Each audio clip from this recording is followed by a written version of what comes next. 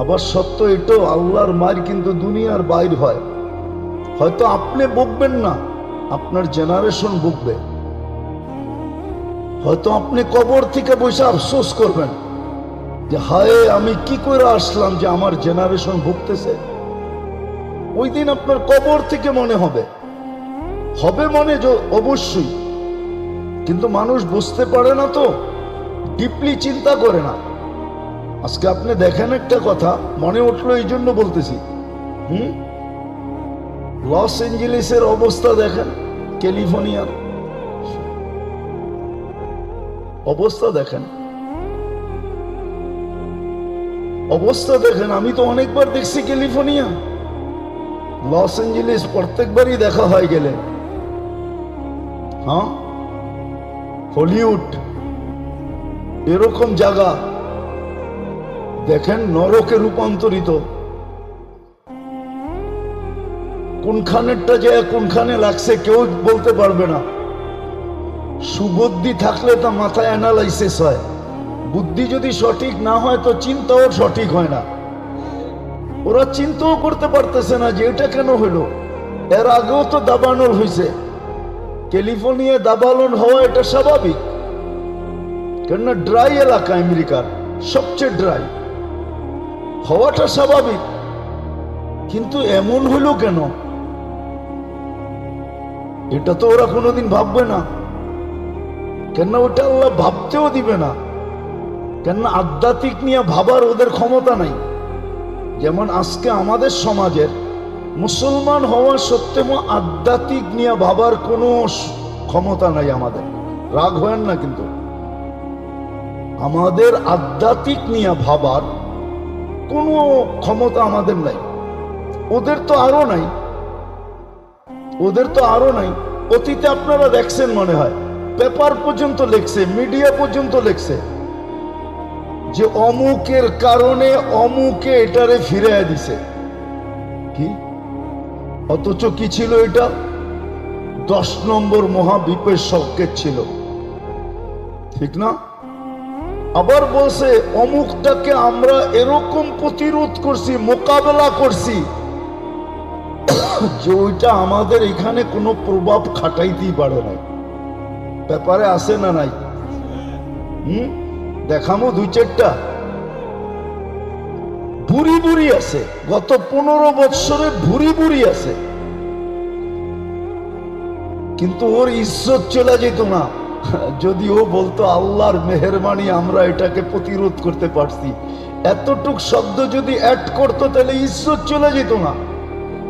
আজকে যতটুকু ইজ্জত গেছে এতটুকু ইজ্জত যেত না, আজকে যতটুকু চলে গেছে। তো দুনিয়ার রীতিনীতি এটাই। এই জন্য শেষ জায়গায় চলে আসছি আমি, যেটা বুঝাইতেছিলাম যে আসলে ইমানের পরে আমাদের মূল্যায়নের সবচেয়ে বড় চাবিকাঠি এটাই, আমল। আমল দিয়ে আল্লাহ আমাদেরকে মূল্যায়িত করবেন। আমল কর্ম যেমন সুরক্ষিত, কথাও তেমন সুরক্ষিত, আবার চিন্তাধারাও সুরক্ষিত, সারাদিনের ভাবনা এটাও সুরক্ষিত, এমনকি চোখের টিপ্পনিটা পর্যন্ত, ইশারাটা পর্যন্ত সুরক্ষিত, এটাও সুরক্ষিত, এটাও মাপা হবে, এটাও মাপা হবে। আর ইমাম বুখারী রহমতুল্লাহ আলাইহির অভ্যাস হলো উনি কোনো কিতাব শুরু করেন যেই জিনিস দিয়া, শেষও করেন ওই জিনিস দিয়া। বুখারী শরীফ উনি শুরু করছেন ইন্নামাল আমালু বিন্নিয়াত দিয়া, অর্থাৎ আমলের দিকে আকৃষ্ট করার মাধ্যমে উনি শুরু করছেন, আবার শেষও করতেছেন আমলের দিকে আকৃষ্ট করার মাধ্যমে। এটা ওনার বিরাট বড় বৈশিষ্ট্য। শুরু কিতাবের শুরু বাবু বাদুল ওয়াহি উনি শুরু করছেন আমলের দিকে আকৃষ্ট করার মাধ্যমে, আবার শেষেও এসে উনি আমলের দিকে আকৃষ্ট করতেছেন। এটাও ওনার বিরাট বড় একটা বৈশিষ্ট্য। অনেক সময় দেখা যায় অনেক মানুষ কথা যেখান থেকে শুরু করে কথা বলতে বলতে ওর থেকে অনেক দূরে চলে যায়। প্রথম যেটা শুরু করছে ওইখানে আর ফিরে আসতে পারে না। এটা ইমাম বুখারী রহমতুল্লাহ আলাইহির ক্রেডিট। উনি শুরু করছেন যেখান থেকে আবার ওইখানে ফিরে আসছেন, আমল দিয়ে শুরু করছেন আবার আমলে ফিরে আসছেন। আর ওনার এই হাদিসের ভিতরে বর্তমানে শত মতবাদের তারদিদ আছে। কেননা দুনিয়া যত ডেভেলপ হইতেছে তত মতবাদ বাড়তেছে, তত মানুষের মন মানসিকতার চেঞ্জিং হইতেছে। সমস্ত চেঞ্জিং এর জবাব এখানে আছে। আমাদের সমাজে খুঁজলে পাওয়া যাবে। শত হাজারো মানুষ পাওয়া যাবে যিনি আমল বিলকুল করেই না, কিন্তু সবাইকে এমনকি হুজুরদেরকে পর্যন্ত বলে আপনাদের চেয়ে আমাদের ঈমানটা শক্ত আছে। দেখবেন হাজারো মানুষ পাবেন আমল বিলকুল করে না, আমল বিলকুল করে না, তারপরে বলে ওর ঈমানটা শক্ত আছে। আবার একটু আগেই বলতেছিলাম ইমাম কলা মুজাহিদ বলে উনি যেটা বুঝাইতে চাইছেন যে দিনের ক্ষেত্রে দিনের বিজ্ঞ লোকদের কাছে যাওয়া। রাগ হবেন না, হইলেও করার কিছু নাই। আমাদের সাধারণ জেনারেল শিক্ষিতরা আলেম ওলামাদেরকে পাত্তাই দিতে চায় না। আর যদি একটু আলেম ওলামারা ওনাদের অধীনস্থ হইল তাইলে তো কোনো কথাই নেই। রাগ হয়ে যায় না, কিন্তু আমার কথাটা নোট করে রাখেন। আপনার এটা শাস্তি আপনি আজকে পাবেন না, আজকে তো বাজান না, আজকে বাজান না। সববারে বাজার বসে না। গ্রাম দেশে বাজার বসার দিন নির্ধারিত থাকে, প্রতিদিন বাজার বসে না, সপ্তাহে 2 দিন বসে বা 1 দিন বসে। আজকে বাজান না, আপনি কালকে বুঝবেন যেদিন বাজার হবে। এই দুনিয়াটা থাকবে না, কিয়ামতের বাজার যেটা বলা হয় ওই দিন আপনি বুঝবেন। আর ওই দিন বুঝার পরে কোনো কাজও হবে না, এটাও সত্য। এই জন্য বুদ্ধিমান ওরা যারা আজকে বোঝে। যদি বুঝতে নাও পারে, চেষ্টার পরেও যদি বুঝা না আসে, তারপরও রাস্তা খোলা আছে যদি আল্লাহর কাছে বারবার মাপ চায়। আমাদের সমাজের এরকমই হয়ে গেছে যে আলেমদের কাছে জিজ্ঞেস করতে চায় না। আর আলেম যদি তার অধীনস্থ হয় তাইলে তো হইছি, তাইলে তো হইছি। ভাঙ্গেই বলা যায়, রাগ হইলে করার কিচ্ছু নাই। শুধু এক জায়গায় না তো, সব জায়গায় এরকম। পুরা শরীরেই তো ক্ষত, মলম কোন জায়গায় লাগাবো? এটাই সত্য। তো যেটা ইমাম বুখারী রহমতুল্লাহ আলাইহি বুঝাইতে চাইছিলেন, আম সাধারণ জেনারেল মানুষদেরকে যে সব বিষয়ে তুমি আলেমদের শরণাপন্ন হও, আলেমদের কওলকে, আলেমদের কথাকে তুমি মূল্যায়ন করো, এদের অধীন হও। তো ইমাম আর লম্বা করতে চাইতেছি না, ইমাম বুখারী রহমতুল্লাহ আলাইহি ওই সমস্ত মানুষকে জবাব দিতে চাইতেছেন যারা ভাবে যে আমল প্রয়োজন না, ঈমান হইলেই হবে, আমলের কোনো দরকার নাই। আছে, অতীত থেকেও চলে আসছে, এখনো চলে আসতেছে। অতীতে গ্রুপ হিসাবে ছিল, এখন গ্রুপ নাই। এখন সবাই নিজের নিজের ধারণা যে আমলের এত গুরুত্ব দেওয়ার দরকারটা কি। যেমন অনেকে আছে, 2-1টা উদাহরণ দিই। দাড়ি নিয়ে বলতে গেলে অনেকেই বলে দাড়ির পিছে পড়ছেন কেন? অনেকে বলে আমাদের সমাজে যে হুজুররা দাড়ির পিছে হাত ধুইয়া পড়ছে কেন, দাড়ির এত গুরুত্ব কেন, রাখলে রাখলাম, না রাখলে না রাখলাম। কি বলেন? নাই আমাদের সমাজে এরকম লোক? ইসলামের কোনো একটা বিষয় নিয়ে বললেই কিছু লোক আছে, আরে হুজুর গো কাম নাই, খালি এইটাই বলে। ঘুষের বিরুদ্ধে বললে, সুদের বিরুদ্ধে বললে, এটাই বলতে থাকে। তো যেটা বুঝাইতেছিলাম, আছে এখনো একদল, কিন্তু সংঘবদ্ধ না, বিক্ষিপ্ত ভাবে যার যার ব্যক্তিগত মতবাদ ভাবে আমলের গুরুত্ব দিতে চায় না। কিন্তু ইমাম বুখারী রহমতুল্লাহ আলাইহি এটাই বুঝাইতে চাইতেছেন যে ইমানের পরে তোমার মাপকাঠি, তোমাকে মূল্যায়নের সবচেয়ে বড় জিনিস হলো আমল। আর বর্তমান বিজ্ঞানের যুগে এই থিওরি কোনো গ্রহণযোগ্যতা রাখে না যে আমল মাপা যাবে কি যাবে না, আমল মাপা যাবে কি যাবে না। হ্যাঁ, যারা প্রশ্ন তোলে যে আমল আবার মাপবে কি করে, ও আল্লাহকে অ্যানালাইসিস করতে পারে নাই, ওর সামনে আল্লাহর পরিচয় উন্মোচিত না, যে আল্লাহকে, আল্লাহর সত্তাটা কি, আল্লাহর কুদরত কি, পাওয়ার কি, এটা ওর সামনে উন্মোচিত না। এই জন্য ওর কাছে প্রশ্ন আসে যে আল্লাহ আমল মাপবে কি করে, আমি নামাজ পড়লাম এটা মাপবে কি করে, আমি রোজা রাখলাম এটা মাপবে কি করে, আমি যাকাত দিলাম এটা মাপবে কি করে। তা আমি যদি ওকে প্রশ্ন করি এক ফোঁটা পানি, তাও বিজ্ঞানের আলোকে মায়ের পেটে যায়া 1, 2 লক্ষ, 2.5 লক্ষ ভাগে বিভক্ত হয়, 2.5 লক্ষ ডিম তৈরি হয়। স্বামী স্ত্রীর পানিটা যখন রেহেমের ভিতরে যায়, তখন এটা দ্বারা 2.5 লক্ষ ডিম তৈরি হয়। একটা ডিমের থেকে বাচ্চা তৈরি হয়,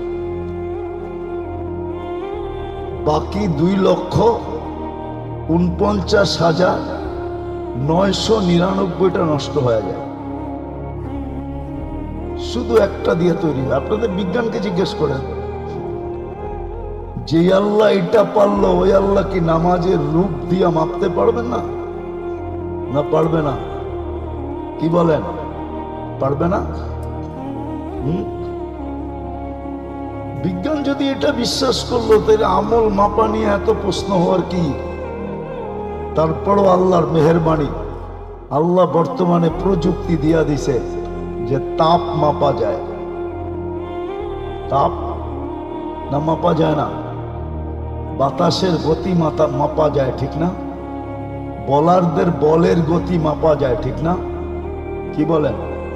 এটা যদি মাপা যায় থাকে, মাপা যায়, তাইলে আমল কেন মাপা যাবে না? ইমাম বুখারী রহমতুল্লাহ আলাইহি ওদেরকে জবাব দিতেছে।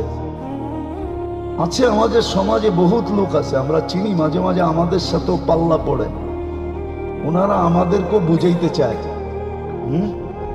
আমাদেরকেও কি মাঝে মাঝে বুঝাইতে চায়, ভাবভঙ্গি এরকমই নিতে চায় যে আমরা আপনাদের চেয়ে শিক্ষিত কম না, ইচ্ছা করলে আপনাদেরকে পড়াইতে পারি। তো ভাবভঙ্গি নিতে চায়। ইমাম বুখারী রহমতুল্লাহ আলাইহি বুঝাইতে চাইতেছেন আমাদেরকে যে দেখো, ইমানের পরে তোমার মূল্যায়নের বস্তু হলো মেইন আমল, আর এটা মাপবে, এটাই মাপবে, এটাই মাপবে, সত্য এটাই মাপবে আল্লাহ, এতে কোনো দ্বিমত নাই। যাদের মাথা নষ্ট তাদের কাছে দ্বিমত থাকতে পারে, কিন্তু আসলে এটা নিয়ে কোনো দ্বিমত নাই, আল্লাহ মাপবে, এতে কোনো সন্দেহ নেই। আমলের ভিত্তিতেই মূল্যায়ন হবে, আর আমল আল্লাহ মাইপা দেখায় দিবে। হ্যাঁ, প্রথম আমল মাপবে, যদি পাল্লা সামনে ঝুঁকলো তো ঝুঁকলো, ঝুঁকলো তো ঝুঁকলো, আর যদি না ঝুঁকলো তাহলে আমলগুলো আজকে যেই জিনিসের ভিতরে, টুকরির ভিতরে, বক্সের ভিতরে সুরক্ষিত রাখা হইতেছে, অডিও মাপবে। আমাদের দেশে আছে, আগে ছিল, এখন তো পলিথিনের যুগ চলে আসছে। আগে পলিথিন ছিল না, ঠোঙ্গা বলতো বা প্যাকেট বলতো, ওটাতেই মাপা হইতো। তো কাগজের প্যাকেট হিসাবে কাগজের একটা ওয়েট থাকে, তো আল্লাহ ওই পাত্রগুলো আবার উঠায় মাপবেন, পাত্র সহ। তারপরে যদি আমল না ঝোঁকে, এটা আল্লাহর মেহেরবানি, যে আমল করছে তাকেও পাল্লায় উঠায় দিবে। তিনবারে চেষ্টা হবে যে বন্দা যেন বেঁচা যায়। তারপরেও যদি না বাঁচে, আরো রাস্তা উন্মোচিত আছে, তখন সুপারিশ আসবে, তখন সুপারিশ আসবে। এই জন্যই আমরা চিৎকার দিই এখন, যদিও আমাদের কথার কেউ মূল্যায়ন করে না। আর মূল্যায়ন নাও করার কারণ আছে, কেননা যদি বিবেক মধ্যখানে বাধা থাকে তো সে মূল্যায়ন করবে কি করে? বিবেক মধ্যখানে বাধা, বুদ্ধি মধ্যখানে বাধা, বর্তমান জেনারেল শিক্ষা মধ্যখানে বাধা, আর পরিবেশ তো আছেই আছে, পরিবেশটাও তো ওরকম না। তো চার বাধা দূর করে আমাদেরটা মানা, এটা খুব টাফ ব্যাপার। তো তিনবারেও যদি পাল্লা সামনে না চোখে, তো চতুর্থটা আসবে, সুপারিশ যেটাকে বলা হয়। এই জন্যই অনেকে আমাদের উপরে কটূক্তি করে, আঙ্গুল উঠায়, এমনকি আমাদের অভিভাবকরাও উঠায়। যারা মসজিদ মাদ্রাসা মেনটেন করে চালায়, কমিটি তো এরকম লোক আছে যারা আমাদের উপরে আঙ্গুল উঠায়। এরাও বলে খালি খায় আর ঘুমায়, করে কি এরা? সত্য এটাই, আমরা কিচ্ছু করি না, না ডাক্তার হই, না ইঞ্জিনিয়ার হই, না উকিল হই, না সুকিল হই। আমরা এগুলো তৈরি করি না, এগুলোর জন্য বিরাট বড় সেক্টর রাখা আছে। মাদ্রাসাগুলোতে শুধু তৈরি হয় যেটা একদিন কাজে লাগবে। মালিক ইয়াউমিদ্দিনের ভিতরে এটার ইঙ্গিত ছিল। সূরা ফাতিহার ভিতরে একটা শব্দ আছে, মালিক ইয়াউমিদ্দিন। যেই দিন আল্লাহ কিয়ামতের মালিক হবেন, শেষ বিচার দিনের স্বামী, মালিক, ওই দিনের গ্যারান্টি দেওয়া আছে যে সুপারিশের অধিকার কার কাছে যাবে। আল্লাহ তো ডিসাইড করবেনই, তারপরও আল্লাহ সুপারিশের অধিকার দিবেন। যেমন বাংলাদেশের ল আছে, জীবন ভিক্ষা প্রেসিডেন্টের কাছে চাওয়া যায়, কিন্তু রাষ্ট্রপতি ভিক্ষা দিতে বাধ্য না। ওনার ইচ্ছে হলে দিল, না হলে দিল না।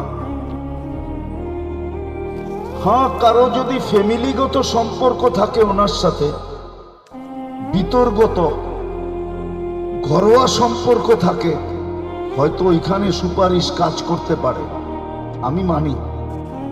কিন্তু কোনো গ্যারান্টি নেই। ল আছে, গ্যারান্টি নেই। কি আপনারা বলেন গ্যারান্টি আছে? না আমার সাথে আপনারা একমত না? কি বলেন, একমত? কিন্তু আল্লাহর গ্যারান্টি আছে কিয়ামতের দিন হাফেজকে আমি 10 জন নিতে দিব, একজন আলেমকে 400 জন নিতে দিব। আল্লাহর এটা গ্যারান্টি আছে।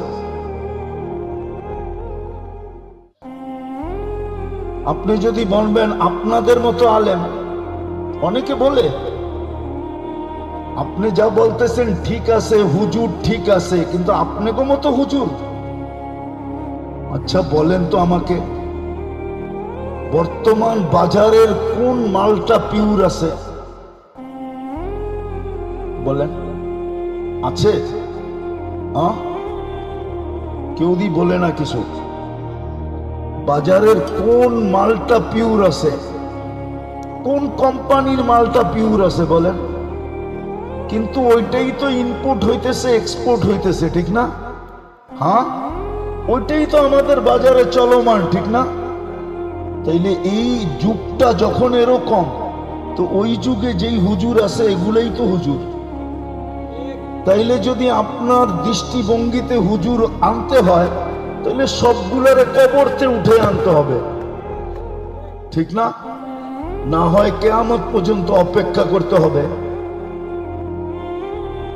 কিয়ামত পর্যন্ত অপেক্ষা করতে হবে। যা আছে এটা দিয়ে শূন্যতা পূরণ করতে হবে, এটা দিয়ে শূন্যতা পূরণ করতে হবে। আরেকটা যুক্তি হলো এটাই, বর্তমান হুজুরদের উপরে আপনাদের আঙ্গুল যদি এরা গ্রহণযোগ্যই না হইতো, তাইলে এতটুক ছেলে, একটা ছোট ছেলে আমাদের পাগড়ি নিছে, এতটুক ছোট ছেলের সিনায় আল্লাহ নিজের কালামকে কেন সুরক্ষিত করতেন? আল্লাহ কি আপনাদের চেয়ে, আমাদের চেয়ে দুর্বল? না ব্রেন বুদ্ধি কম? কি আপনি তো আল্লাহর বুদ্ধি পাইয়ে এরকম করতেছেন, ঠিক না? আপনি যে বুদ্ধি পাইলেন, কার বুদ্ধি পাইলেন? কার থেকে নিয়ে বুদ্ধি? আপনি কার থেকে নিয়ে হিরু বলেন? আল্লাহর থেকে নিয়ে হিরু আপনি, ঠিক না? কি বিশ্ব সুন্দরী কার থেকে রূপ নিয়ে বিশ্ব সুন্দরী বলেন? যুবক কার থেকে যৌবন নিয়ে যুবক? সত্য তো এটি। যদি এটা মানেন, তাহলে বোঝা গেল এই যে ছোট ছেলেটাকে আল্লাহ সুরক্ষিত করলেন, তাইলে বোঝা গেল এই যুগে যেটা আছে ওইটাই আল্লাহর কাছে গ্রান্টেড। নাইলে ওর সিনাই কোরআন সুরক্ষিত হতো না, নাইলে এরা দাওরা পর্যন্ত পড়তে পারতো না। কোরআন বলে এই যুগে এটাই গ্রান্টেড আল্লাহর কাছে। এই যুগে এরাই আওরাসনাল কিতাবাল্লাযীনা ইসতাফাইনা মিন ইবাদিনা। কথাগুলো বড় দুঃখে বলি, নাইলে বলতাম না। দুঃখে বলতেছি, নাইলে বলতাম না। আবার কবে বাজার আসবে? হয়তো একদিন বাজার আসবে, বাজার আবার একদিন ঘুরে আসবে। আমরা ছোটবেলা দেখতাম, আমার মনে আছে, যারা বয়স্ক এরাও বলবে, স্কুল কলেজের ছেলেরা পায়জামা পরত, প্যান্ট পরতো নিচে দিয়ে এই ডোলা। জানি না বয়স্করা দেখছে কিনা, এই ডোলা, ঠিক না? হ্যাঁ, ওটা আবার এখন মেয়েরা পড়ে। প্রথম পড়ছে কারা, এখন পড়ে কারা? আবার ঘুরে আসবে একদিন যে আবার ছেলেরা ওইটা পড়বে। আবার একদিন আমাদের দিন আসবে, ওই দিন হয়তো আমরা থাকবো না, কিন্তু আমাদের জেনারেশন দর জেনারেশন হয়তো থাকবে ইনশাআল্লাহ। আবার একদিন বাজার এটাই হবে। আজকে যেরকম আমাদেরকে নাকে খত দিয়া ঘুরানো হয়, নাকে খত লাগায় ঘুরানো হয়, একদিন আসবে আবার অন্যদেরকে নাকে খত লাগায় ঘুরানো হবে। এটা দুনিয়ার নিয়মই এরকম। এই জন্যই তো কোনো কবি লেখছেন, দুনিয়া বাএক হাল রাহতা নেই। দুনিয়া এক পজিশনের উপরে কখনো থাকে না। গুজাস্তা জামানা ফের হাত আতা নেই। যেটা চলে গেছে ওটা আর ফিরে আসে না। আবার সত্য এটাও, আল্লাহর মার কিন্তু দুনিয়ার বাইর হয়। হয়তো আপনি বকবেন না, আপনার জেনারেশন বকবে। হয়তো আপনি কবর থেকে বসে আফসোস করবেন যে হায় আমি কি করে আসলাম যে আমার জেনারেশন ভুগতেছে।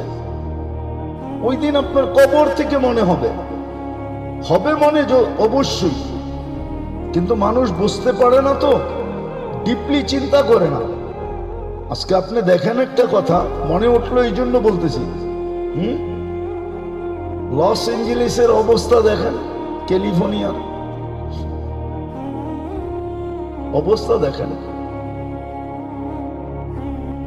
অবস্থা দেখেন। আমি তো অনেকবার দেখছি ক্যালিফোর্নিয়া, লস অ্যাঞ্জেলেস প্রত্যেকবারই দেখা হয় গেলে, হ্যাঁ, হলিউড, এরকম জায়গা দেখেন নরকে রূপান্তরিত। কোনখানেরটা যে কোনখানে লাগছে কেউ বলতে পারবে না। সুবুদ্ধি থাকলে তা মাথায় অ্যানালাইসিস হয়, বুদ্ধি যদি সঠিক না হয় তো চিন্তাও সঠিক হয় না। ওরা চিন্তাও করতে পারতেছে না যে এটা কেন হইল। এর আগেও তো দাবানল হয়েছে, ক্যালিফোর্নিয়া দাবানল হওয়া এটা স্বাভাবিক, কেননা ড্রাই এলাকা, আমেরিকার সবচেয়ে ড্রাই, হওয়াটা স্বাভাবিক। কিন্তু এমন হইল কেন, এটা তো ওরা কোনোদিন ভাববে না, কেননা ওটা আল্লাহ ভাবতেও দিবে না, কেননা আধ্যাত্মিক নিয়ে ভাবার ওদের ক্ষমতা নাই। যেমন আজকে আমাদের সমাজের মুসলমান হওয়া সত্ত্বেও আধ্যাত্মিক নিয়ে ভাবার কোনো ক্ষমতা নাই আমাদের। রাগ হয় না, কিন্তু আমাদের আধ্যাত্মিক নিয়ে ভাবার কোনো ক্ষমতা আমাদের নাই। ওদের তো আরো নাই, ওদের তো আরো নাই। অতীতে আপনারা দেখছেন মনে হয়, পেপার পর্যন্ত লেখছে, মিডিয়া পর্যন্ত লেখছে যে অমুকের কারণে অমুকে এটারে ফিরে দিছে। কি? অথচ কি ছিল এটা? 10 নম্বর মহাবিপের সংকেত ছিল, ঠিক না? আবার বলছে অমুকটাকে আমরা এরকম প্রতিরোধ করছি, মোকাবেলা করছি যে ওইটা আমাদের এখানে কোনো প্রভাব খাটাইতেই পারে না। ব্যাপারে আছে না নাই? দেখামো 2-4টা বুড়ি বুড়ি আছে, গত 15 বৎসরে বুড়ি বুড়ি আছে, কিন্তু ওর ইজ্জত চলে যেত না যদি ও বলতো আল্লাহর মেহেরবানি আমরা এটাকে প্রতিরোধ করতে পারছি। এতটুক শব্দ যদি অ্যাড করতো তাহলে ইজ্জত চলে যেত না। আজকে যতটুকু ইজ্জত গেছে এতটুকু ইজ্জত যেত না, আজকে যতটুকু চলে গেছে। তো দুনিয়ার রীতিনীতি এটাই। এই জন্য শেষ জায়গায় চলে আসছি আমি, যেটা বুঝাইতেছিলাম যে আসলে ইমানের পরে আমাদের মূল্যায়নের সবচেয়ে বড় চাবিকাঠি এটাই, আমল। আমল দিয়ে আল্লাহ আমাদেরকে মূল্যায়িত করবেন। মুমিন যে মুহাইমিন, যে আজিজ, যে জব্বার, মুতাকাব্বিরুল খালিকুল বারিউল মুসাব্বিরুল গফফারুল কাহ্হারুল ওয়াহাবুর রাজ্জাকুল ফাত্তাহুল আলিমুল কাবিদুল বাসিতুল খাফিদুর রাফিউল মুইজুল মুদিল্লুস সামিউল বাসিরুল হাকামুল আদলুল লতীফুল খবীরুল হালিমুল আযীমুল গফুরুল শাকুরুল আলিকুল কবীরুল হাফিজুল মুকিতুল হাসিবুল জলিলুল করিমুল রকিবুল মুজিবুল ওয়াসি আল হাকিমুল ওয়াদুদুল মজিদুল বাঈতুল শাহীদুল হকুল ওয়াকিলুল কবিয়ুল মতিনুল ওয়ালিয়ুল হামিদুল মুসি আল মুবদি আল মুঈদ আল মুহয়ি আল মুমীত আল হাইয়্যু আল কাইয়্যুম আল ওয়াজিদ আল মাজিদ আল ওয়াহিদ আল আহাদ আল সামাদ আল কাদির আল মুক্তাদির আল মুকদ্দম আল মুআখ্খার আল আউয়াল ওয়াল আখির আল যাহির ওয়াল باطن الوالي المتوالي البر التواب المنتقم العفو الرؤوف مالك الملك ذا الجلال والإكرام المقسط والجامع والغني والمغني المانع الضار النافع النور الهادي البديع والباقي الوارث والرشيد الصبور جل جلاله ওই আল্লাহ আমাকে ডাকে, আপনাকে ডাকে, কুদরতি পাও বিছিয়ে ডাকে। হয় সময় লম্বা হয়ে গেছে, আবারও কখনো সুযোগ হলে শোনাবো যে নামাজের ভিতরে কি রাখা ছিল। 20টা তো দুনিয়ার ফায়দাই রাখা আছে, দুনিয়ার উপকারী 20টা রাখা আছে নামাজের ভিতরে। আমি একটা একটা করে হাদিস কোরআন দিয়ে প্রমাণ দিতে পারব, রাখা ছিল। আজকে যদি উম্মত নামাজই পড়তো 5 ওয়াক্ত, আমাদের ঘরের সবাই যদি নামাজই হইতো আর কিচ্ছু না হইতো, প্রত্যেকটা ঘরের নারী পুরুষ যদি নামাজই হইতো আর কিচ্ছু না হইতো, যা আজান দিতে দেরি দৌড়াইতে দেরি করতো না, এতটুকু যদি হইতো, এতটুকু যদি হইতো তাহলে 1-এর ভিতরে 100 ছিল। আল্লাহর ওয়াদা ছিল ইদা লাইফস্টাইল চেঞ্জ হলে সুন্দর। আজকে আমাদের যুবক যুবতীরা বোঝে না, আমাদের বড়ই বোঝে না, দরিদ্রই বোঝে না, যুবক যুবতীরা প্রত্যেকে বোঝে। সবাইকে বলে মোল্লাদের এটা শুধু বলা না, না না মোল্লাদের বলা না, যদি বলা হতো তাহলে বাংলা কোনো কবি এই কথা কোনোদিন, এই প্রবাদ বাক্য কোনোদিন হতো না, এই প্রবাদ বাক্য কোনোদিন আসতো না যে পরিশ্রমে ধন আনে বটে কিন্তু পুণ্যে আনে সুখ। দারিদ্রতা আনে বটে কিন্তু পাপে আনে দুঃখ। আজকে নবীর জিন্দেগি ছেড়ে দিচ্ছে। এই জন্য ওয়াদা করতে পারি যে আজকের থেকে নবীর আদর্শ শিখব এবং নবীর আদর্শ মতোই আমরা চলব এবং নবীর আদর্শকে প্রতিষ্ঠিত, নবীর আদর্শে আদর্শবান হোক, এটার জন্য মানুষের পায়ে ধরতে হইলে পায়েও ধরব। কি রাজি পায়ে ধরতে? পাক্কা ওয়াদা? বিলকুল। আরেকটা কথা অবশ্যই বলবো, হুজুর ইঙ্গিত দিছেন, কিন্তু আমি এটা বলতে চাই, হায় এই উম্মত যদি কিছুই না করতো, শুধু নামাজই পড়তো, 5 ওয়াক্ত নামাজই পড়তো, তাহলে এই উম্মতের জন্য আমাদের নবীর সুবাদে 1-এর ভিতরে 100 ছিল, 1-এর ভিতরে 100,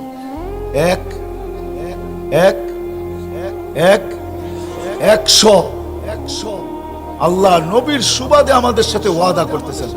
ফাইন সালুহা সালুহা সাইরুল আমাল, বলতেছে নবীজি আপনি তো উম্মতের জন্য চোখের পানি থামে না। এক রেওয়ায়াত উর্দু কবি বলছিলেন, কোন উর্দু ডাক্তার বলছিলেন, বড় সুন্দর কথা, হ্যাঁ, ইলাজ আগার হো সকে দোয়া সে পরহেজ করো দাওয়া সে। যদি তুমি তোমার চিকিৎসা দোয়া দ্বারা করতে পারো তাহলে ওষুধের কাছেও যেও না। আরেকজন কোন ব্যক্তি লিখছিলেন যে আগার ইলাজ হো সকে গিজা সে পরহেজ করো দাওয়া সে, যদি খাদ্য দ্বারা তুমি তোমার চিকিৎসা করতে থাকো তাহলে ওষুধের কাছে যেও না। কিন্তু আমাদের নবীজি আমাদেরকে বলছে তুমি যদি চিকিৎসা করতে চাও তোমার সদা সর্বদা, তো তোমাদেরকে আমি তথ্য দিতেছি, তাদাউ বিসাদকা, তোমরা সৎকা দ্বারা নিজেদের চিকিৎসা করো, কামা ইয়াতাতা, যেরকম বিজাতিরা চিকিৎসা করে ওষুধের দ্বারা, ও আমার উম্মত তোমরা তোমাদের চিকিৎসা করো সৎকার দ্বারা। বাংলাদেশ বড় বড় আলেমদেরকে হারাইছে। একজন আলেম হারায় গেলে যে কত বড় শূন্যতা পয়দা হয়, এটা এই কোরআনই কিয়াম কবরে যাইতে দেরি, কোরআন সুদর্শন যুবকের রূপ নিয়ে আপনার মাথার কাছে দাঁড়াইতে দেরি হবে না। হাদিসে আছে মুনকার নেকির যখন আসবে তো সে দূরের থেকেই মুনকার নেকিরকে এরকম বলবে, চুপ, কোনো আওয়াজ করবে না, কাগজ আমাকে দাও, যা প্রশ্ন উত্তর করবে ওটা আমার হাতে দিয়ে দাও। মুনকার নাকির দিতে বাধ্য হবে, কেননা মুনকার নাকির চিনবে সুদর্শন যুবক কে দাঁড়ানো। এটা যুবক না, এটা তো কোরআন দাঁড়ায় আছে, আল্লাহর কালাম। সে তাকে ওভারটেক করবে তো করবে কি করে? সে তাকে ওভারটেক করবে তো করবে কি করে? অবমূল্যায়ন করবে তো করবে কি করে? অনিহার চোখে দেখবে তো দেখবে কি করে? হ্যাঁ ভাববে তো ভাববে কি করে? আল্লাহর কালাম। সে বলবে কাগজ আমাকে দাও, প্রশ্ন জবাব সব সে লেখা হাতে দিয়া দিয়া বলবে যাও, কিন্তু আওয়াজ করবে না, মুর্দার যেন কষ্ট না হয়। তোমাদের আওয়াজ তো আওয়াজ না, আল্লাহ রসুল বলছে মুনকার নাকিরের আওয়াজ আওয়াজ না। হ্যাঁ, বিদ্যুৎ চমকাইলে অনেকজনের দিল কাঁপে, আল্লাহর রসুল বলছে তাদের আওয়াজ বিদ্যুতের আওয়াজের, বিজলি চমকাইলে আকাশের, এটাকে কি বলে, বজ্রর চেয়েও কোটি গুণ বেশি শক্ত আওয়াজ, কঠিন আওয়াজ। তাদের আওয়াজ এরকম, এই জন্য আগেই বলবে চুপ, আওয়াজ করবে না, জবাব দিয়ে হাতে উঠে দিবে চলো। তো মুর্দা জিজ্ঞাসা করবে তুমি কে? তো বলছে ওই যে সকাল বিকাল চুমা দিতা মোহাব্বত করে। আর পড়লে তো কোনো কথাই নেই, সকাল বিকাল যে চুমা দিতা তুমি, সকাল বিকাল যে একবার বুকে লাগাইতা, সকাল বিকাল যে একবার চোখে রাখতা, সকাল বিকাল যে একবার মাথায় রাখতা, আর পৃষ্ঠা উল্টাই তার মনে মনে ভাবতা আল্লাহর কালাম পড়তে পারি না, হায় আফসোস। এই জন্য আসেন সময়কে মূল্যায়ন করার পদ্ধতি শিখি। যদিও দেখা যায় তো মানুষের বসবাসের উপযোগী ছিল না, পুরাটাই জঙ্গল ছিল, খালি ছিল, নদী নালা পাহাড় পর্বত ছিল। কিন্তু মানুষ রীতিনীতির মাধ্যমে বা বিবেক বুদ্ধির মাধ্যমে, বিদ্যার মাধ্যমে দুনিয়াটাকে বসবাসের উপযোগী করে তুলছে। আর এত সুন্দর করে তুলছে যে আজকে মানুষই যেটা নিজের হাতে তৈরি করছে ওটার দিকে আজকে সবাই আকৃষ্ট। জান দিতেও চায়, জান নিতেও চায়, দিতেও দ্বিধা করে না, নিতেও দ্বিধা করে না। কিন্তু একটা জিনিস চিন্তা করলে এটা বোঝা সহজ, যে যেই জুনিয়রটার দিকে আমরা আজকে আকৃষ্ট, এই দুনিয়াটা কিন্তু জন্মলগ্নে এরকম ছিল না। আজকে যতটুকু সুন্দর, সুজলা সুফলা, যত সুন্দর রাস্তাঘাট বা এক একটা সোসাইটি যতটুকু আকর্ষণের পাত্র, এরকম কিন্তু দুনিয়াটা ছিল না। একদিন দুনিয়াটা খালিই ছিল, শূন্যই ছিল। আমরা আসছি বিবেক বুদ্ধি বিদ্যার মাধ্যমে, রীতিনীতির মাধ্যমে দুনিয়াটাকে আকর্ষণের পাত্র বানায় তুলছি। আর এটার পিছনে বড় দুইটা জিনিস কাজ করছে। একটা হলো আমাদের শ্রমের পিছনে লাগছে, দ্বিতীয় আমরা সময়ের বড় মূল্যায়ন করছি। সময়ের মূল্যায়ন যদি না হয়, এই জন্য প্রত্যেক প্রজেক্টে কিন্তু সময় নির্ধারিত থাকে, এই প্রজেক্টটা কত দিনে সম্পূর্ণ হবে। আবার অনেক জায়গায় দেখা যায় সময় মতো প্রজেক্ট বুঝায় না দিতে পারলে জবাবদিহিতাও করতে হয়। বোঝা গেল সময়ের একটা মূল্য আছে। নাহলে কেন মূল্য নির্ধারণ করা, সময় নির্ধারণ করা হলো? আসলে মেরে দোস্ত, একটা কথা সত্য, বিবেক বুদ্ধিকে আল্লাহ এই জন্যই দিয়েছেন যেটাকে কাজে লাগাক। কিন্তু কোথায় কাজে লাগাবে, কিভাবে লাগাবে, এটা মানুষ নিজের বিবেককে নিজেই প্রশ্ন করে। কিন্তু উচিত এটা ছিল না যে বিবেকের কাছে প্রশ্ন করা, বিবেকের দ্বারা সমাধান নেওয়া, এটা উচিত ছিল না। উচিত ছিল বিবেকটা যে তৈরি করছে, যে দিছে, বুদ্ধিটা যে দিছে, বিবেকটা যে দিছে, উচিত ছিল তাকে জিজ্ঞাসা করা। যেমন মানুষ মেশিন ব্যবহার করার আগে মেশিনের আবিষ্কারককে জিজ্ঞাসা করে, যেটা আমি চালাবো তো চালাবো কিভাবে, কতটুকু চালাবো, স্পিড কতটুকু হবে, কয় ঘন্টা তার দ্বারা কাজ নেওয়া যাবে সহজভাবে, সব কিছু কিন্তু মেশিনের আবিষ্কারককে জিজ্ঞাসা করে। কিন্তু মানুষই একমাত্র প্রাণী যে বিবেকের মালিককে জিজ্ঞাসা করে না। এটাই বড় আফসোসের বিষয়। বুদ্ধির মালিককে জিজ্ঞাসা করে না, বিদ্যার মালিককে জিজ্ঞাসা করে না, যে মালিক আমাকে দাপে দাপে শিক্ষা দিছে। সমগ্র সৃষ্টিকে কিন্তু আল্লাহ একবারই শিক্ষা দিয়েছেন, যা দেওয়ার জন্মলগ্নে দিয়া সৃষ্টি করছেন, পয়দা করছেন, অস্তিত্ব দিয়েছেন। একমাত্র মানুষ, যাকে আল্লাহ একবারে দেন নাই, দাপে দাপে দিয়েছেন, স্তরে স্তরে দিয়েছেন, সময় সময় দিয়েছেন, একবারে দেন নাই। আবার সমগ্র সৃষ্টিকে যা দিয়েছেন লিমিটেড দিয়েছেন, আর মানুষকে যা দিয়েছেন আনলিমিটেড দিয়েছেন। আপনি যদি বলবেন যে আনলিমিটেড দিলে আমার ব্রেন এতটুকু খুলছে কেন, তো এটারও একটা যুক্তি আছে। সব জায়গায় নেটওয়ার্ক সমান পাওয়া যায় না। কোনো মার্কেট এমনও আছে ঢুকতে দেরি, নেটওয়ার্ক বিলুপ্ত হতে দেরি হয় না, পাওয়া যায় না। হয়তো মোবাইলের নেটওয়ার্ক পাওয়া গেলে নেটের নেটওয়ার্ক পাওয়া যায় না, নেট বুঝেন তো, ইন্টারনেটের নেটওয়ার্ক পাওয়া যায় না। অথবা ইন্টারনেটের নেটওয়ার্ক পাওয়া গেলে কখনো কখনো ফোনের নেটওয়ার্ক পাওয়া যায় না।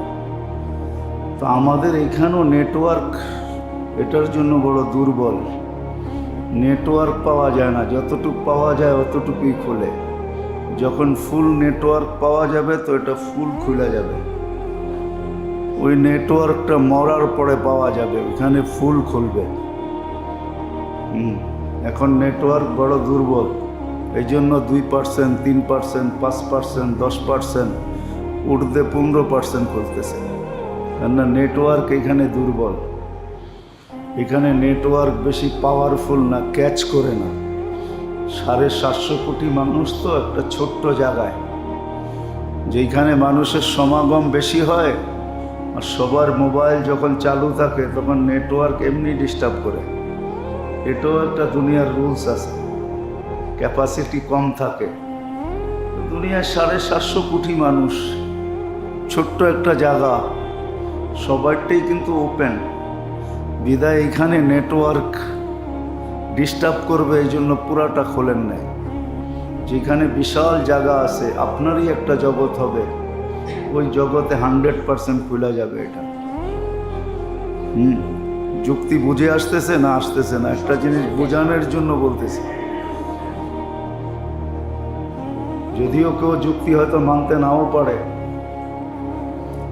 আজকে তো আমরা সবাই বিদ্বান, বিদ্বান না হয়েও বিদ্বান। সবাই দাবি করে মুই কি কম বুঝি, মোরে বুঝাইতে হইবে। যদিও রাগ হয় না, সবাই এটা বলে মুই কি কম বুঝি, মোরে বুঝাইতে হইবে। আসলে এটাই সত্য, আমরা সবাই নিজেকে বিদ্বান মনে করি। হাজারো বৎসর আগে লেখা গেছেন শেখ সাদি রহমতুল্লাহ আলাইহি, যে আকল যদি বিলুপ্ত হয়ে যায় তা প্রত্যেক মানুষ নিজেকে জ্ঞানী মনে করবে। এটা হাজারো বৎসর আগে বলে গেছেন। কিন্তু ওনারা মনীষী ছিলেন, কলন্দর ছিলেন। কলন্দর কাকে বলে জানেন? কলন্দর হারচে গোয়াত দিদা গোয়াত। কিছু মানুষের আছে দৃষ্টিশক্তি, অন্তর্দৃষ্টি শক্তি বহুত দূর পর্যন্ত যায়। অন্তর্দৃষ্টি অসীম। এখানে বৈশা জান্নাতও দেখা যায়। হ্যাঁ, সাহাবায়ে কেরাম বৈশা জান্নাত দেখছেন। এখানে বৈশা আরশও দেখা যায়। ওরকম অন্তর্চক্ষুওয়ালা ছিলেন। আজকে আমরা ওপেন করতে পারি না, বিদায় দেখি না, কিন্তু কিতাবে পাওয়া যায়। আবার সত্যায়িত করেও পাওয়া যায়। সাহাবী বলছে, আল্লাহ রসুল সত্যায়িত করছেন যে তুমি যা বলতেছো আমি তাই দেখে আসছি, কিন্তু তুমি এইখানে বসে ওইখানে দেখতেছ। তারপরে জাগার মতো হাত রাখছেন, বুকে হাত রাখছেন, কিন্তু অন্তর চক্ষু বুকে থাকে, দৃষ্টিশক্তি কপালে থাকে, আর অন্তর চক্ষু দিলে থাকে। তো দিলে হাত রাখা বলছেন ফালতাজিম, এটা যেন হারায় না যায়, ধরে রাখিস। তো যেটা বুঝাইতেছিলাম, আজকে তো আমাদের অন্তর্চক্ষু নাই, জ্ঞান বিলুপ্ত হয়ে গেল, নিজেকে জ্ঞানী ভাবে সবাই। আজ পর্যন্ত কোনো পাগল নিজেকে পাগল বলে নাই। এরকম কোনো ইতিহাসের পাতায় পাওয়া যায় না কোনো পাগল নিজেকে পাগল বলে যে আমি পাগল হয়ে গেছি, আমার চিকিৎসা করো। সে নিজেকে ভালোই বলে, আমি তো ভালোই আছি। বরং যারা ভালো তাদেরকে দেখলে সে বলে পাগল হয়ে গেছে তোমরা, আমাকে পাগল বলো, তোমরাই পাগল, আমি ঠিক আছি। এটাই রীতি, এটাই নীতি। এই জন্য যেটা বুঝাইতেছিলাম আর কি, দুনিয়ার রীতিনীতিও এটাই, যে মানুষ বিবেক বুদ্ধিকে কাজে লাগাই দুনিয়াটাকে আকর্ষণের পাত্র বানাইছেন। এটার পিছনে দুইটা জিনিসকে ব্যয় করছেন, নিজের শ্রমকে, আরেকটা হলো সময়ের মূল্যায়ন করছেন।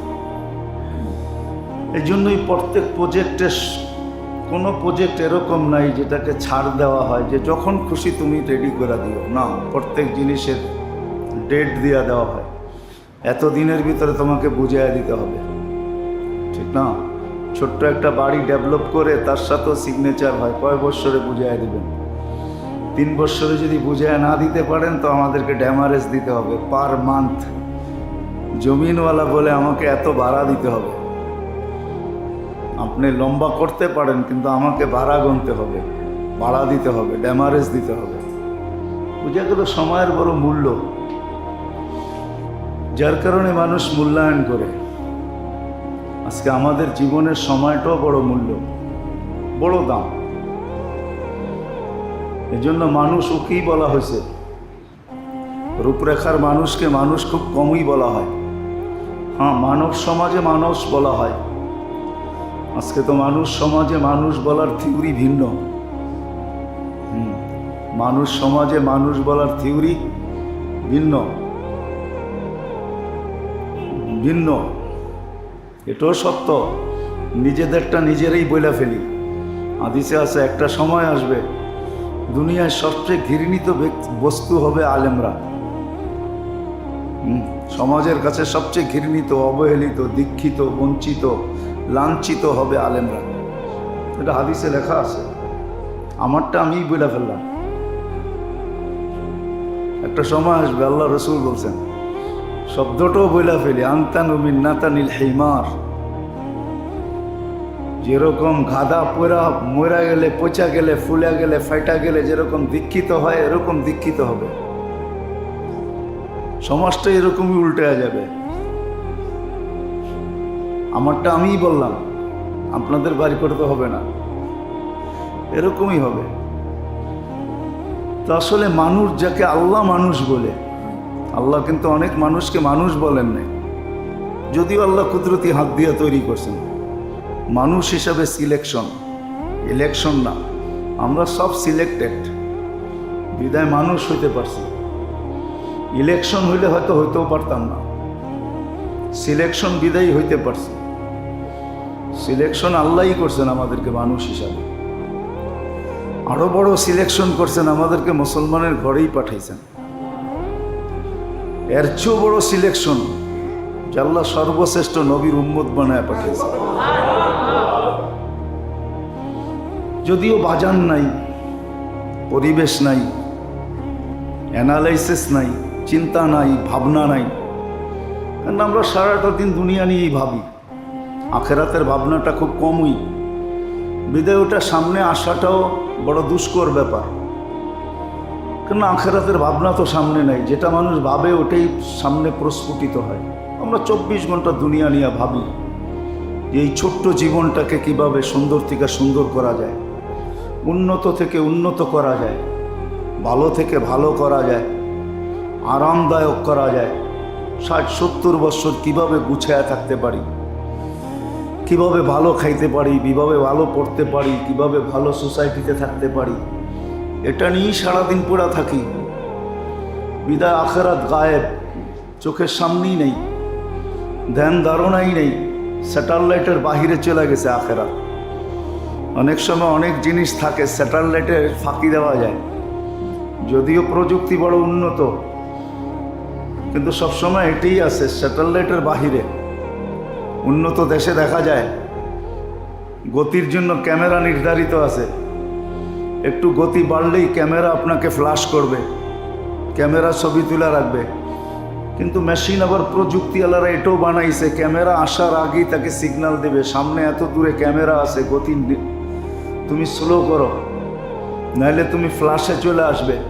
তো ওই মেশিনও চলে আসছে, গাড়িতে লাগানো আছে, ইন্ডিকেটর দিতে থাকে, সে বসতে থাকে, সামনে ক্যামেরা আছে, গতি প্রতিরোধ করতে হবে। সামনে পুলিশ থাকে, ওরা ক্যামেরা নিয়ে বসে থাকে, গতিকে দেখতে থাকে। তো প্রযুক্তি এটাও দিয়া দিয়েছেন, মেশিন চলে আসছে, প্রত্যেক গাড়িতে উন্নত বিশ্বে লাগানো আছে, আগেই বলে দেয় 5 কিলোমিটার পরে কিন্তু বসা আছে, তোমার গতি দেখা হইতেছে। রেঞ্জের ভিতরে ঢুকার পরে যদি তোমার গতি বেশি থাকলো তাহলে তোমাকে টিকিট খাইতে হবে, পয়েন্ট কাটা যাবে। তো মানুষ প্রযুক্তি দ্বারা বানায় ফেলছে। আমার এটা আলোচনার বিষয় না, বুঝানোর জন্য বলতেছি, কেননা দুনিয়া নিয়ে আমরা আলোচনা করতে চাইও না। হাদিসে এটাও হুকুম আছে, একটা সময় আসবে দুনিয়াওয়ালাদেরকে দিয়া দাও, তুমি তোমাকে নিয়ে ভাবো, যে তুমি ওটাই বুঝাইতে চাইতেছি, যে তুমি তোমার এই ছোট্ট জীবনটার সময়টাকে কিভাবে কাজে লাগাইতে পারবে, এটাকে কিভাবে দামি বানাইতে পারবে, এটার পিছে লেগে যাও। এই জন্য হাদিসের শব্দ বলতেছি, উতরুক আম্মাতান নাস। হাদিসে আছে একটা সময় আসবে, আলজিম বাইতাক, তুমি তোমার ঘরে ঢুকে যাও, উতরুক আম্মাতান নাস, ব্যাপকভাবে ব্যাপকতা ছেড়ে দাও, নির্জনে চলে যাও। হ্যাঁ, কিছু লোক যদি তোমার কাছে আসে দিক নির্দেশনা যাওয়ার জন্য, যাদের ভিতরে তলব থাকবে, দিলে আকাঙ্ক্ষা থাকবে যে আমি আখেরাত পাইতে চাই, 60-70 বছর পাইলেই কি না পাইলেই কি। কত মানুষ তো পাওয়ার আশায় বাড়ি রেডি করলো, কিন্তু চাবি বুঝা পাইলো, কিন্তু বাড়িতে ঢুকতে পারলো না, চিরদিনের বাড়ি কবরে ঢুকে গেল। এরকম মানুষের ইতিহাস হাজারো পাওয়া যাবে, আমাদের সমাজে বহুত পাওয়া যাবে, যে ফ্ল্যাট রেডি, বাড়ি রেডি, চাবি বুঝাইয়া দেওয়া হয়েছে, ঘোষণা দেওয়া হয়েছে কালকে সকালে মিলাদ হবে, বাড়িতে ঢুকবো, কিন্তু এর আগেই তার কবরের মিলাদ হয়ে গেছে। এমন যে না না নাই, এটা নাই এরকম না, আছে, খুঁজলে পাওয়া যাবে, আমাদের সমাজেই পাওয়া যাবে। আমরাও হাজারো লোককে চিনি, শত লোককে চিনি যার বাড়িতে উঠা হয় নাই। গত মার্চেই আমার একটা কাহিনী মনে আছে। অস্ট্রেলিয়ান প্রবাসী, বিশাল টাকার মালিক, বাড়ি করছে, আমিও ঢাকার বাহিরে, আমিও ওইখানে ছিলাম। আমাকে বলছে হুজুর শুক্রবার সকালে, শুক্রবারে একটু টাইম দিতে হবে, আমি বাড়িতে উঠব, একটু দোয়ার মাধ্যমে উঠতে চাই। কিন্তু শুক্রবার সকালে তার জানাজা উঠে গেছে। আমি ওই বাড়ি নিজে দেখে আসছি, আপনাদেরকে ঠিকানা দিই, আপনারাও যে দেখে আসতে পারেন। গ্রামের ভিতরে কি বাড়ি সে তৈরি করছে, অস্ট্রেলিয়ান ডলার খরচ করে বাড়ি তৈরি করছে, কিন্তু বাড়িতে ঢোকা হয় নাই। ছেলে মেয়ে বউ তারা বলতেছে এই বাড়িতে আমরা ঢুকবো না। ওই বাড়ি ওরকমই পড়ে আছে, এখনো পড়ে আছে, কেউ ঢোকে নাই, কেউ বাড়িতে থাকে না, তালা দেওয়া বাড়িতে। সন্তান স্ত্রী বলছে যেই বাড়ি আমার আব্বার জান নিয়ে নিছে ওই বাড়িতে আমরা আর যাব না, আমরা ঝুপড়িতেই ভালো আছি, খালি পড়ে আছে। জান আমি দেখাই দিই আপনাদের, এটাই সত্য। এদের দুনিয়া নিয়ে আমাদের কোনো আলোচনা নেই। কেউ ভাবতে পারে আমরা দুনিয়া নিয়ে আলোচনা করব না, না আমি করব না, কমসে কম আপনাদের দুনিয়া আপনাদের সালামত, সেলুট। আমি তো এটাই বুঝাইতে চাইতেছি, এটা দুনিয়ার রীতি ও নীতি। মানুষ সময়কে বড় মূল্যায়ন করে, তো আল্লাহ ওই মানুষকেই মানুষ বলছেন। যদিও মানুষ তৈরি করছেন আল্লাহ, বললাম না সিলেকশন, ইলেকশন না, সিলেকশনে আমি মানুষ, আমি মুসলমান, আমি সর্বশ্রেষ্ঠ নবীর উম্মত। এক একটা বিশ্লেষণ করতে গেলে পুরা জীবন শেষ হয়ে যাবে। এটা যে কত বড় নেয়ামত, এই জন্য ইমাম গজালি রহমতুল্লাহ লিখতে বাধ্য হয়েছেন আকবরুন নিয়াম। যত নেয়ামতই হোক সবচেয়ে বড় নেয়ামত হইল এই তিনটা। আবার উনি এটাও লেখছেন যে একটা মানুষের জন্য প্রতিদিন একবার হইল শুকরিয়া আদায় করা ফরজ, জরুরি, যে হায় আমি মানুষ হইতে পারলাম, হায় আমি মুসলমানের ঘরে জন্ম নিতে পারলাম। কোরআনের একটা আয়াত না বললেই নয়। আজকে যারা আমরা নামদারি মুসলমান, একটা দিন আসবে এই নামও কাজে দিবে, কোরআনে আছে।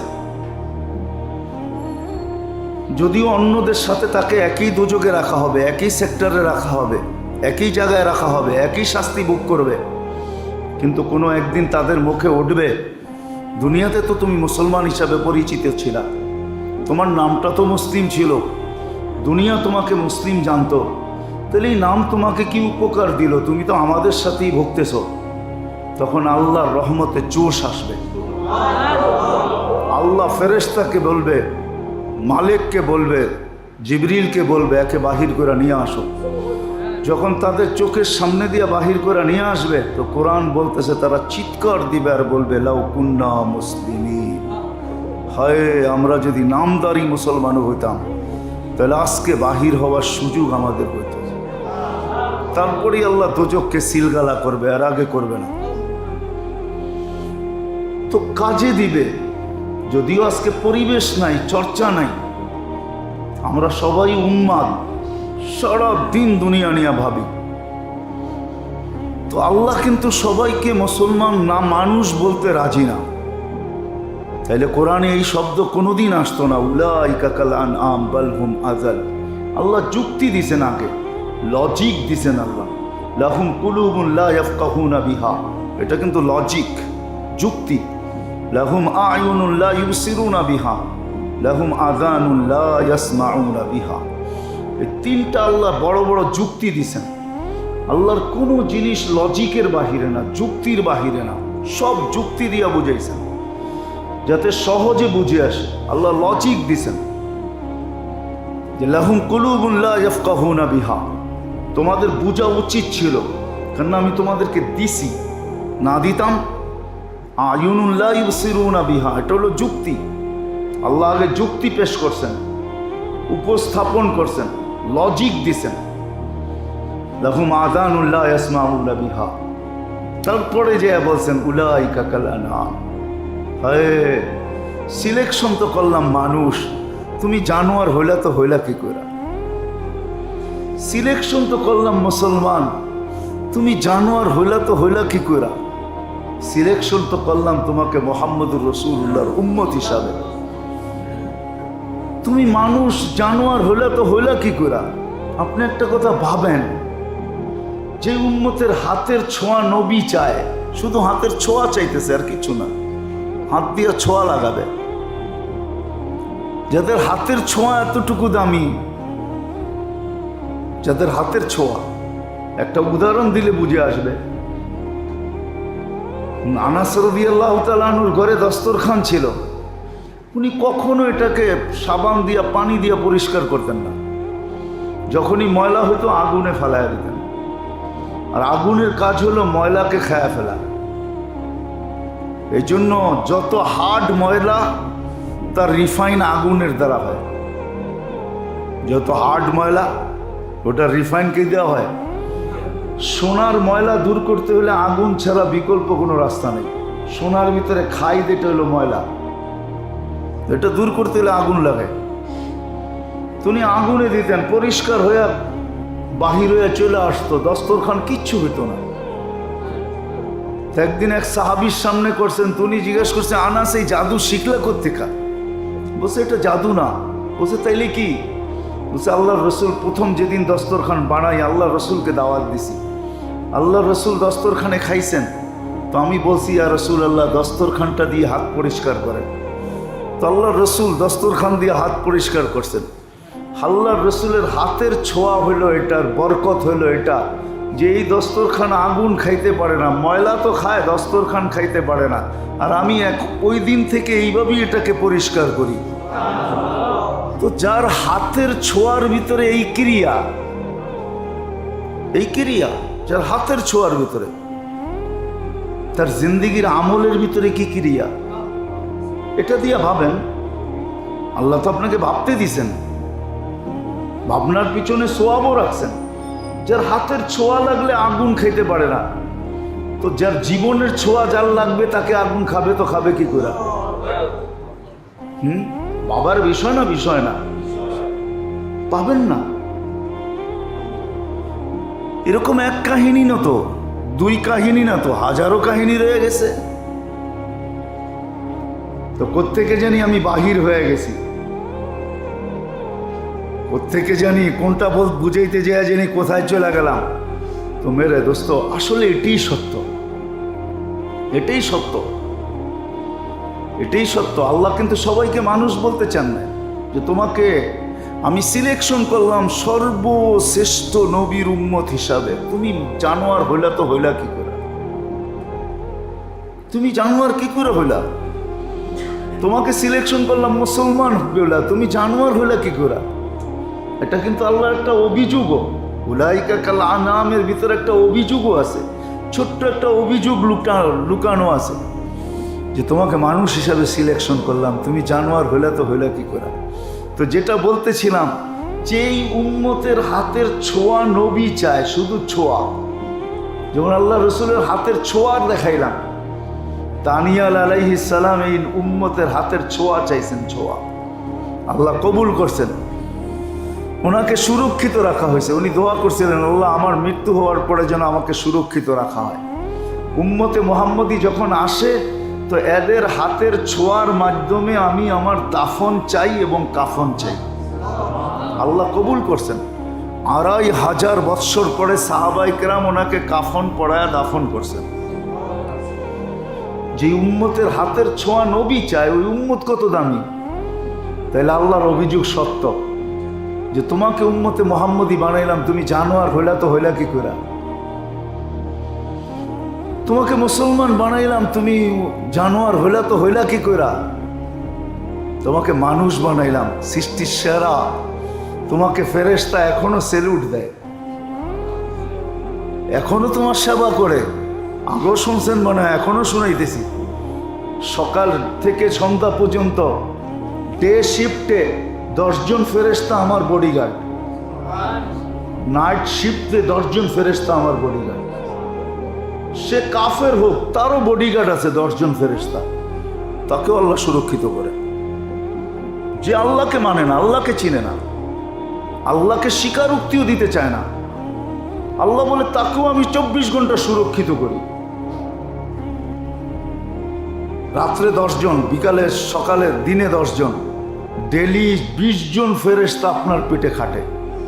এর চেয়ে বেশি আপনি খাটাইতে চান, তাও পদ্ধতি আছে, আল্লাহ পদ্ধতি শিখাইয়া দিয়েছেন। মাগরিবের পরে সূরা হাশরের 3 আয়াত পড়েন, পদ্ধতি অনুযায়ী শিখা। আউযু বিল্লাহিস সামিউল আলিম মিনাশ শাইতানির রাজিম 3 বার পড়া, তারপরে পড়েন 70,000 ফেরেশতা ফজর পর্যন্ত আপনার জন্য মাগফিরাতের দোয়া করতে থাকবে। 70,000 নিষ্পাপ ফেরেশতা আপনার মাগফিরাতের দোয়া করতে থাকবে আপনার জন্য। এটা এক্সট্রা আপনি নিলেন। ঘুমানোর সময় আয়াতুল কুরসি পড়েন, তাহলে একজন ফেরেশতা আসবে যার এতটুকু টেকনোলজি নিয়ে আসবে। আপনারা তো টেকনোলজি বেশি বোঝেন, ঠিক না? সে এমন টেকনোলজি নিয়ে আসবে যে মৌত ব্যতীত সমস্ত টেকনোলজি, সমস্ত কিছুর প্রতিরোধের টেকনোলজি তার কাছে থাকবে। শুধু মৌতকে সে প্রতিরোধ করতে পারবে না, বাকি সব জিনিসকে সে প্রতিরোধ করবে। একজন ফেরেশতা আসবে, আয়াতুল কুরসি পড়া ঘুমায় যাও। আয়াতুল কুরসি পড়া ঘুমায় যাও। আরেকটা ছোট্ট দোয়া আছে, যদি এটা পড়া ঘুমায়া যায় তো আল্লাহ রসুল বলছেন, আল্লাহ রসুল কসম খায়া বলছেন, আল্লাহ রসুল একে যত বিপদের ডিপু আছে সমস্ত ডিপুর ভিতরে তুমি শোয়ায়া দাও। যত বিপদের ডিপু আছে, যত প্রাণী আছে, যত কিছু আছে যেটা মানুষকে ক্ষতি করতে পারে, ডিপুর ভিতরে তুমি একে শোয়ায়া দাও, কোনো কিছু আর ক্ষতি করতে পারবে না। ছোট্ট দোয়া যে এখানে আছে, সুবহানাল্লাহিল আ'লা হাসবি ওয়া কাফা মাশা আল্লাহু কাযা সামি আল্লাহু লিমান দাআ লাইসা মিনাল্লাহি মালজা ওয়ালা ওয়ারা আল্লাহি মুলতাজা তাওয়াক্কালতু আলাল্লাহি রাব্বি ওয়া রাব্বিকুম মা মিন দাব্বাতিন ইল্লা হুয়া আখিযুম বিনাসিয়াতিহা ইন্না রাব্বি আলা সিরাতিন মুস্তাকিম আলহামদুলিল্লাহিল্লাযী লাম ইয়াত্তাখিয ওয়ালাদ ওয়া লাম ইয়াকুল লাহু শারীকুন ফিল মুলকি ওয়া লাম ইয়াকুল লাহু ওয়ালিয়্যুম মিনাদ-দুল্লি ওয়া কাব্বিরহু তাকবীরা। এতটুক দোয়া আল্লাহ রসুল বলছেন, এতটুক দোয়ার ভিতরে একে জিন পরি যত কিছু আছে,